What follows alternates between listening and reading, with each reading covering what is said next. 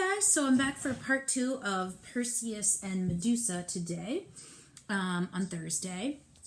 So hopefully you enjoyed the first part, and I loved seeing the responses that I got from you about what gifts that Perseus used on his journey to help him defeat Medusa.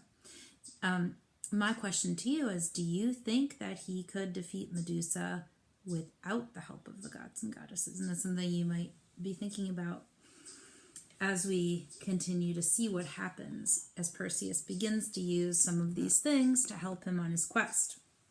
All right, so last we left off, he was about to set out on his journey. He had been equipped with all of these cool things that the gods and goddesses bestowed or gave to him. And now we're going to find out what happens when he actually goes to use some. Here we go. Athena and Hermes led Perseus to an island where the Gorgons lived. From high in the clouds, Perseus looked down upon the hideous monsters. Their scaly bodies twisted and turned. Snakes hissed and swirled about their heads. They curled and uncurled their long, thin tongues. Remember, Athena warned again, look only into the shield, or you will turn to stone. Keeping his eyes upon the shield, Perseus flew over the twisting, scaly body of Medusa. She looked up as though she had heard a sound, but Perseus wore his magic cap, and Medusa could not see him. Now he must strike. Okay, so that's one gift that came in handy, along with the shield. That was the mirror. Perseus tightened his hand around the silver sword and swooped down. His eyes were steady on the shield. With a quick thrust, ooh, that's an interesting word, he drove the sword into Medusa's throat. She screamed in terrible pain. Then, with a single stroke, Perseus cut off her head. Quickly, he threw it into the sack. Then up he flew. His magic sandals carried him high into the air. He was out of reach of the other Gorgons. Whew! He did it. All right, let's see what happens when he brings back the head. Do you think King Polydectes is going to be pretty surprised that he actually comes back with our head? Perseus could not believe his good luck. He had killed the hideous monster. Now he could give his mother this rarest of all gifts. I shall never forget your help, he said to Hermes and Athena. Then he left them and began the long journey home. In the magic sack, he carried the head of Medusa. Oof. Do you think he's going to head right home? I think there's going to be a couple other adventures along the way. The homeward journey was long, and Perseus was very tired. He decided to rest for a few days in a strange land. The people of this land lived in great fear of a huge sea serpent. They told Perseus that at that very moment, the princess Andromeda was to be sacrificed to the serpent. Whoa. Perseus went in search of the princess. He found her chained to a rocky ledge. She was calm and brave as she awaited her fate. Struck by her courage as well as her beauty, Perseus fell in love with her. He stood by her side, and together they waited for the serpent to appear.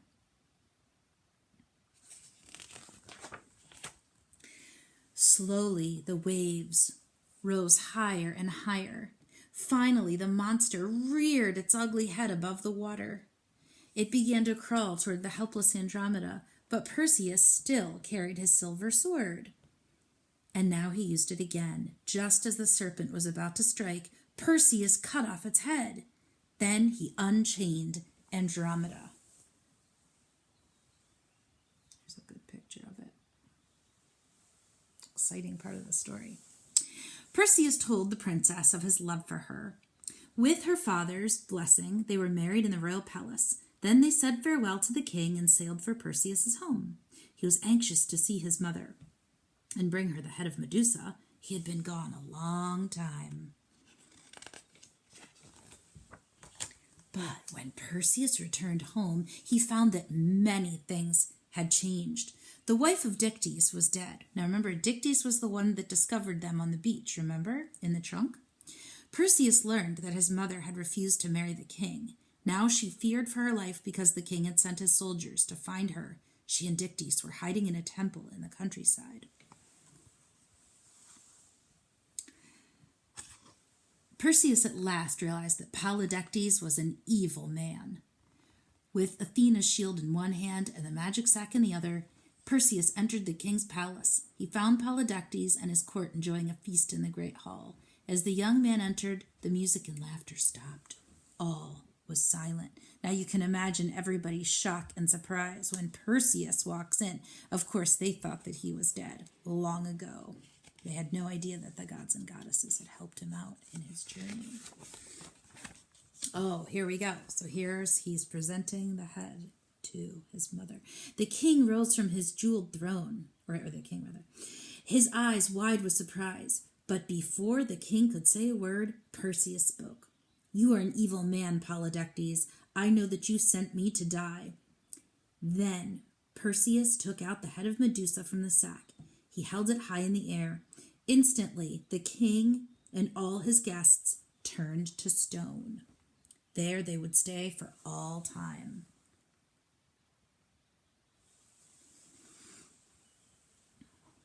Now Danae and the people of the island were free. Dictys became the new ruler. But Perseus decided to return to Greece despite what had happened so many years ago. Danae wished to see her father once more. With a sad heart, Perseus said goodbye to Dictys, the kind fisherman who had been like a father to him. Now, do you think that Danae should return to see her father who had put them in a trunk? She still wanted to see him, even though he had done that mean thing to her. And if you think about the beginning of the story, do you remember why he put them in that trunk? Can be thinking about that. Remember that prophecy that said that Danae was to have a son, and that son would kill King Polydectes? So remember, that's why that he put them in that trunk. That's important to remember. All right. Perseus, Andromeda, and Danae traveled to the court of King Acrisius, but he was not there. Years before, the people had tired of his evil ways and had driven him from the city. No one knew where he was or if he still lived. I would like to see this man who is my grandfather, Perseus told Danae, and so they went and searched for him. Okay, so do you remember who this king was? King Polydectes was the bad one that turned to stone. King Acrisius was Danae's father. So he had run away, gone away. Nobody knew what had become of him. They traveled about the country looking for the old king, but they heard no word of him. Then one day they came to a strange city. Huge crowds filled the marketplace. There was an excitement in the air. What is happening? Perseus asked. A young boy. Today's our great athletic contest, said the boy. The best athletes in the land are here. Perseus was a fine athlete himself, so he decided to enter the contest. He was skilled in racing and in hurdles. He could wrestle and toss the javelin with the best, but he was greatest of all at throwing the discus. When his turn came, Perseus picked up the heavy discus and took a deep breath.